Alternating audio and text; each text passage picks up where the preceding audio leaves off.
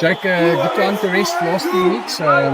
Statement Gans, yesterday I said that the Bulls had a chance to look at a few bad habits that maybe crept in the last while. Yeah, just tighten up things. There's not a lot of things. We're happy with a lot of ways we're playing. We scored the most points. Our defense is much stronger.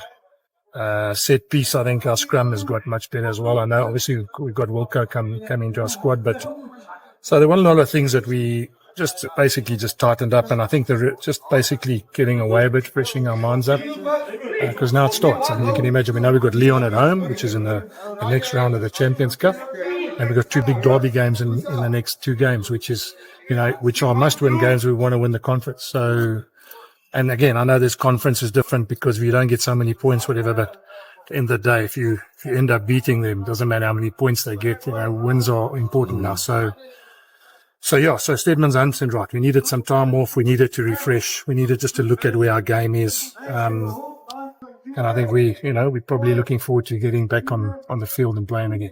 And just in terms of the squad, Wilco, So Wilco at this point in time, probably ready for the Stormers. Which again, Kurtley Cannon back this week. So they'll be back this week. Billy's obviously got married, so he's away on honeymoon. So we haven't really, to be fair, and I suppose like any other coach, haven't really had our best 23 available at any stage of the season because of, Springbok commitments, resting, injuries, whatever.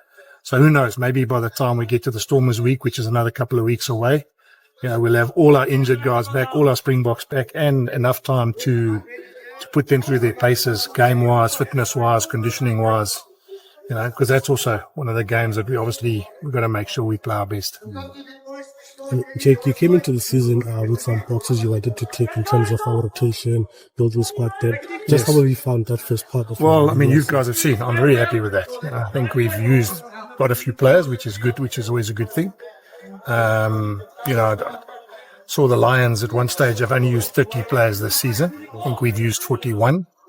So again, we're only halfway through a campaign.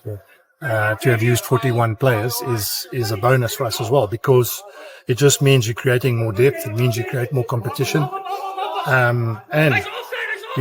It makes the combinations. You can try different combinations. So this week again, we'll try a couple of different things. So it'll be 1 or 2 changes again, and not for any other reason that I think it's important just to get some learnings on who can play with who, because you're not going to have the same, as I said just now, you're never going to have the same 23 ever. Okay. Jake, just looking at these next 2 games, the Lions and the Stormers, how important are they in terms of building the team confidence and that BMT leading up towards the playoffs? Well, they must win games. One is the Lions is away, and it's not altitude, it's nothing when we're used to it. And then the Stormers we haven't beaten for a long time, as you know. I keep hearing about that, and I'm sure I'll keep hearing about that for the next couple of weeks as well. So it's time, it's time we beat them, and that's why it's important, because if you want to go into these big games, and I'm talking about, in the back end of the competition, all the playoffs and knockout games, it's going to be no different against these 2, because it's almost like copy and paste. We're going to have to play well. We're going to have to play almost our best rugby. We're going to have to play test rugby. And, we're going to have to find a way in which we can win these 2 games. And it doesn't necessarily mean it's going to be the same way we've played before. So to answer your question there, Kobus, tweaking a couple of things. Maybe in some games we've probably played too much. Some games we've probably played too little. So it's just making sure we understand that these are like trial runs for the big knockout games that are coming. Jake, I'm not sure if, speaking about building depth and that type of thing, I'm not sure if Jimmy was a bit premature and stuff, but I understand that you poured out Devin Williams out of his contract and stuff. Given that confirmation, there's been a lot of talk about how you guys are getting value, in the outside market, Jaco van der Walt, Henry Immelman and stuff, but you guys have also proved, there's quite a lot of value actually to be getting in the local market as well for a guy like Devin. No, exactly, you're right, man. So, there's lots of talent in South Africa, and he's 31 years old, got a degree. He was at Paul Boys High, so he's got a great rugby pedigree. He's won a Currie Cup. And he can play in multiple positions. So for me, it's just a no-brainer, And he's at the time of his career now where I think for us, it's the best time to get him. He served his time, and I know it's been a long time, but longer than others as well, because as I said, he's 31. So he's a great asset to our group as well. And I've said to you many times, our group is very young. It's no one's fault, the average age of our group, and I'm talking about even in South Africa, gone are the days where you have these old married guys that are in your squad because they're mostly overseas now. So to get a guy like him back in our group, he adds massive amounts of value off the field as well. And sorry, Jake, just how the rugby public also is, they look at the 31 years old. But Yes. do you sort of believe he's actually at that age, in his prime, actually, almost, given the level he played at previously? Well, when I started coaching, when you were 31, you were a manier. Now you're an old toppy, you know what I mean? So, yeah, you think about it. In the old days when you were club rugby, you played club rugby, you came to Copper Stump on a Monday night, they dawned you for an hour, you went back to your club. If you were lucky enough, you got picked for the Northern Transvaal B-side. We got to go back to those days. I was reading what John Plumtree said the other day. We need to get our best players playing local rugby. We need to play them domestic rugby. And there's an example. I'm glad for him because he gets a gap in a province like the Bulls, as in Devon. And there's a lot more that should be playing, in the senior squads in the big franchises. You heard me say that many, many times. We love the fact that we get the Cameron Honeycombs and the Jan Hendrik Wessels and the youngsters like that, JF van Heerden's coming through. But let's be fair, 20, 30 years ago when we were watching rugby on this field, and it was the B field club rugby, say Tikkies versus Adelaars, highly unlikely those three guys would have been playing club rugby in Pretoria. All of a sudden they need to play Champions Cup rugby, and so you need them, but I think we need to find a way in which we get some of the older seasoned campaigners back, and he's proved it. Evan, again, just highlighted for me as well, that older, more mature, got a degree, married with a child. It's much of a difference compared to a boy straight out of school that now needs to come and make a name for himself. Thanks. Speaking of Plum, let's take the cue there. With the Sharks on the one end of the pendulum, let me say it like that, and you guys and the Stormers on the other end of the pendulum. Taking into consideration this game coming on the weekend, is the Lions sort of the surprise of the franchises in South Africa for you guys, or not? No, Simon. I think just highlights the view that if you have the same group of players together for a long period of time, doesn't matter, you get success. They've got 30 players they've used, much more less than any other squad. They've had consistency in their recruitment. The guys haven't left their club. They've got same guys that are playing there.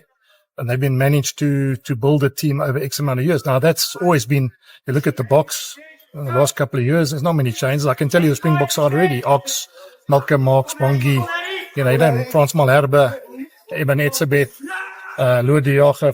You can almost pick the Springbok side now. Now, that itself shows you there's continuity, there's cohesion, so the Lions are not surprised at all. They've just managed to keep those players together. They've managed to train them.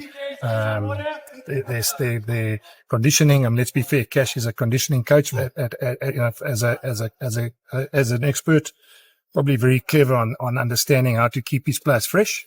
And he hasn't had many injuries. They've been quite lucky with injuries. And I'm saying that from the point of view, they haven't lost guys like Horn at number 8, or they haven't lost, Nohamba or players that are important to them, Marius Lowe or one of those guys, So credit to them. I think, again, it just highlights for me, and I'm sure all of you will be aware, is that one of the things about successful teams is keeping them together. There's a cohesion and a theory about the longer you keep groups together, the better they become. The new financial model that's on the table for the Springboks itself, it probably will also touch on the fact that it will sort of let you think that you've achieved what you've propagated all the times. Get the guys back, get the Springboks back to play in South Africa. Simon, I hope from your lips to God's ears, I'm not sure that's a given. I'm not sure if we have all the money in the world whether or not we're going to, because it has to be a policy. And it's been quite widely broadcasted that having overseas-based players being coached by overseas coaches and being paid by rich overseas clubs is a model that works for us. So I'm not convinced that if we have all the money in the world, that's necessarily going to change. I'm going to keep telling you every press conference that's what we should do, and I'm going to keep telling you as a guy who wears a Bulls cap that if you want the franchises and the provinces to be strong, we've got to be allowed to pick our best players and keep our best players in South Africa. And that's not. I use Bafana as an example. They play Nigeria with 7, 8 guys who play in top leagues, and you wonder why Bafana can't win. It's not hard. It's not difficult to understand. So we need those big name players to be playing here week in and week out. We need them to be able to beat sides like La Rochelle and Leinster and those guys consistently. So, yeah, I mean, hopefully, as I said, from your lips to God's ears, is that if we get this massive equity deal, that would mean that someone would make a decision that there's no need to moan about money anymore. We can now bring our best players back to play in South Africa. Last one. Dobbo at the end of last year said it would be a hard time for him to swallow if the Bulls still in front of the Stormers, while the Stormers pick up the Shield in South Africa, URC. Yeah, I mean, I don't know who won the Shield. It's irrelevant. You know what I mean? Is it irrelevant at this stage? No, but I mean, who won the Shield in Wales? Do you know? No. Who won the Shield in Scotland? So, I mean, who cares? You know? In the day, you want to win the competition. You know, sure, along the way, you want to try and tick some boxes and you want to be the best provincial side in South Africa because that's what we get measured on. But I mean, as I said to you, if I asked you who won the Shield in Scotland or Wales or whatever, you wouldn't be able to tell me, you know. And I'm talking about 2 years ago. We won it 5 years ago when they had a Shield as well, you know. So, yeah, I'm not really concerned about that. I think there's a bigger picture at stake, and we've got to play our best rugby when it comes to the end of the competition. Jackie had a bit of a surprise there against the Lions a couple of weeks ago. It was a close shave at the end. You've identified what went wrong. Have a plan for them on Saturday. Yeah. I mean, to be fair, we dropped the ball over in behind our in-goal area. That's 7 points. They scored a first-phase try over the top of a line-out. That's 14 points. And they missed a tackle on the halfway line at 21 points. Not many teams you can give 21 points for nothing and think you're going to win. So, yeah, we will be better. We'll be better. I think maybe sometimes you need those sort of games to get a group to get a wake-up call. And this ironic thing is we played really well against them at Ellis Park. If you look at our record, probably got a better record at Ellis Park than most other teams. And also a better record at Ellis Park than we have in the last couple of seasons at Loftus against them. So who knows, maybe that's the game we need away from home. And to be fair, we've got a lot of guys who played, you know, but Yaku played there. And so that's like a home game for them. One last thing, you mentioned last time that you did some research on Kane and Moody, not having played all that much rugby. He's not coming back. Have you had to spend time with him? How did you get him back up to speed? To be able to well, play? we haven't, to be honest. I mean, it's like anything. I think in our favour is that everyone's had off for a long period of time. You know, if this had been a game where everyone had played for the last 5-6 weekends in a row, then he's way behind. You know, then the blessing is even going to the Stormers game. If guys like, you know, Wilco come back and guys like Willie come back, it's not a train smash because for 3, 4, 5 weeks, the Stormers haven't played as well. And, you know, and so it's almost like for like. It's like the opening game of a tournament where some guys have had friendly, some guys haven't, some guys it's much of a leveler.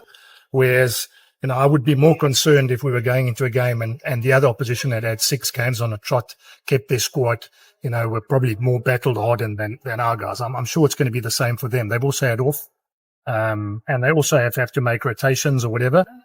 And I'm talking about the Stormers now going forward. I mean, I don't want to worry too much about Stormers, but to answer your question, it's not as drastic. I think it would be if we were playing a team that's oiled. So for me, is there a way to combat the Moambosha? Who? The Moambosha, Sanele? Yeah, I think he's got a tackle. To be finished, I read an article. He didn't make one tackle against us. You know, and that's not his fault. It's just we never ran towards him. You know, so that's why I said to you, sometimes you've got to play a bit more. You know, and that's the challenge we have. You know? So yeah, we got to make sure. And he's playing well. And he's playing well. Not many guys can play 9-10 at the URC level. I mean, in France it's a normal thing. You get Michalak plays 9 and 10. You get Elisard plays 9 and 10. And whereas in South Africa, it's not really the done thing where a 9 plays 10 and kicks for goal. It's almost the French way for me. You know. But he's playing well. You know, he's playing well, and we've got to put him under pressure. He dropped a couple of up and unders early against us last time we played as well. You know. Unluckily, the ball never bounced into our hands. It was more, you know, bounced it back into their hands or whatever. So we're going to make sure we put him under pressure. But it's not about number, you know. It's about making sure our whole game is on song. This on-off thing of, you know, of the UFC, 1 week off and then 2 weeks off, and how do you keep the guys switched on and you know, in shape and relaxed? Well, that's something we have to. I mean, it's no different. There's 6 nations on, so that means you saw it this weekend. There's a couple of UFC games, but then they're off again. So it's no different. It's something that every team has to adapt to. And sometimes you need that break, you know. Where we are now, I'd much prefer to be where we are now than where we were this time last year, where we played on Old Year's Eve and, you know, all those things. We played right through Christmas and all that. It's probably been a little bit more relaxed in terms of our prep, in terms of the expectations. in terms of the players getting burnout. I mean, there's no doubt in my mind, and it's another topic for another day, but going to Durban and Cape Town over Christmas for a central team, it's like lambs to the slaughter. You know? Doesn't matter how you package it. Everyone's family's on holidays. You know, Bulls guys, houses, friends and families are at Altenbosch, or they in George, or they. So even if you decide to play here, it means they don't play with their families anyway, because their families are all on holiday. So therefore I repeat, is that we're probably better off this year with the way it's been structured, that we missed a couple of games over that festive time, and now we catch them up, and it probably suits us better than where we are now. Thank you. All right. Thank you. Thanks, Jake. Thanks, Jack. Appreciate it. Thank you.